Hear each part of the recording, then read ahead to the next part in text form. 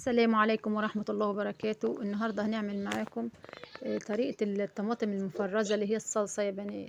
هنجيب بنجراية صغيرة وهنقطعها طرنشات. البنجر من الحاجات الجميلة يا بنات اللي هي مغذية أو بتخلي الطماطم حمراء وجميلة. الطماطم أنا كده كده جايباها حمراء يا بنات ومنقياها بالواحدة، دول 4 كيلو. الطماطم هتغلى قوي يا بنات، الحقوا هاتوا فرزوا. الشهر الكريم هل علينا خلاص. كل سنة وانتم طيبين يا رب وبخير، تكونوا كلكم بالصحة والسلامة.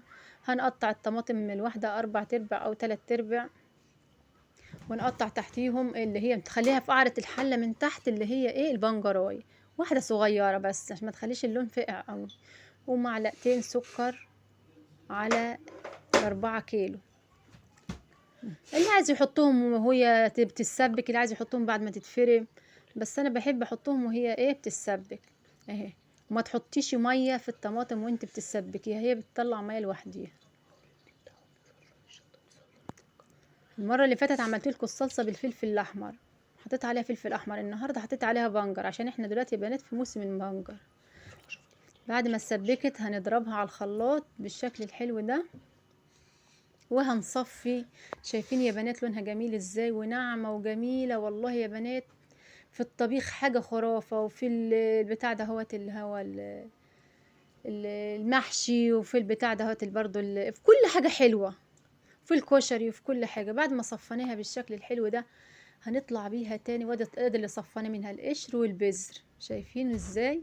بعد التصفيه هننزلهم على البوتاجاز تاني، هنحطهم على البوتاجاز تاني. نحط ملح ومعلقتين 3 زيت عشان تخلي لها اللمعة الحلوة يا بنات. ونقلب ملح وزيت، معلقتين زيت ومعلقة كبيرة ملح، ونقلب زي ما انتم شايفين كده. بعد شايفينها قصرت وبقت جميلة ازاي ولونها احمر كده. هنعبيها على قد الطبخة بتاعتنا. لو جايلك لو انت بتعبي على قد طبختك، لو جولك ضيوف اكتر طلعي كيسين. بالمنظر الحلو ده والله يا بنات، والله والله ده. وتابعوا معايا عشان دلوقتي هنفرز تفريزات رمضان اللي هو الخضار ان شاء الله. تابعوني واعملوا لي اشتراك في القناة عشان يجيلكم كل شعار. اهو شايفين لونها يا بنات، اقسم بالله العلي العظيم ما في اجمل من كده. وده شكلها كده.